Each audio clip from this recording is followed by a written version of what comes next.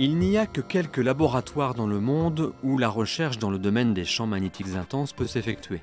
Le Laboratoire européen de champs magnétiques, EMFL, est le seul lieu en Europe. Le LNCMI, basé à Toulouse et à Grenoble, est l'un des 3 membres fondateurs de l'EMFL. À Grenoble, le premier laboratoire de champs magnétiques intenses fut construit au début des années 60.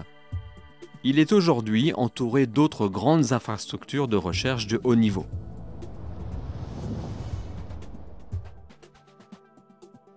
Donc nous utilisons les champs magnétiques intenses car ils fonctionnent comme une sorte de loupe puissante qui nous permet de déterminer les propriétés de la matière. Donc d'un point de vue pratique, nous étudions des petits échantillons de matière. Nous installons sur une canne de mesure. La canne de mesure est équipée de fils de mesure et de capteurs. Cette canne de mesure est insérée dans un cryostat qui nous permet d'atteindre des températures très basses, de l'ordre du zéro absolu, donc moins 273 degrés Celsius. Et ce cryostat est ensuite inséré dans un aimant qui produit un champ magnétique intense. Et on peut ainsi étudier l'échantillon en présence du champ magnétique. À Grenoble, nous produisons des champs magnétiques continus ou statiques, ce qui veut dire que la valeur du champ magnétique peut être maintenue à une valeur constante pendant une longue durée, par exemple plusieurs heures. Donc ce genre de technique peut être adapté à des domaines variés, par exemple la physique fondamentale, mais aussi la physique appliquée, la chimie ou la biologie.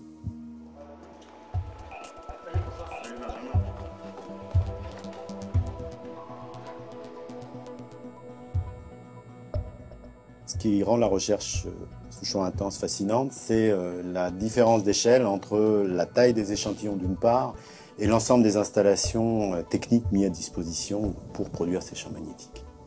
L'installation électrique à Grenoble peut générer jusqu'à 24 MW qui servent à l'alimentation des aimants.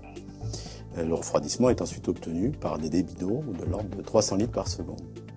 À Grenoble, donc 7 aimants résistifs sont connectés sur l'installation avec des champs magnétiques qui sont de 35 Tesla.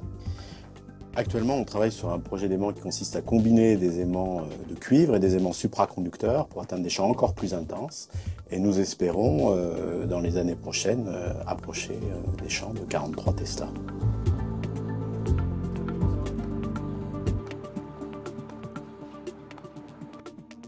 Les chercheurs ont besoin de champs de plus en plus intenses. Plus l'on donne de champs élevés, plus ils sont satisfaits. Et donc il faut donner le maximum sans cesse. On ne peut pas acheter ce matériel sur les marchés industriels, donc nous sommes obligés de faire tout nous-mêmes au LNCMI.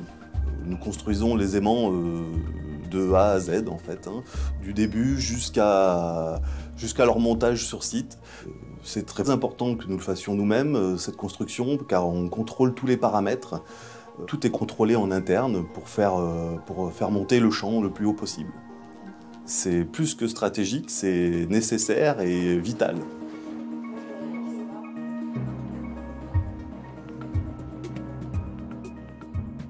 Travailler au LNCMI et au sein de l'EMFL, c'est un travail d'équipe.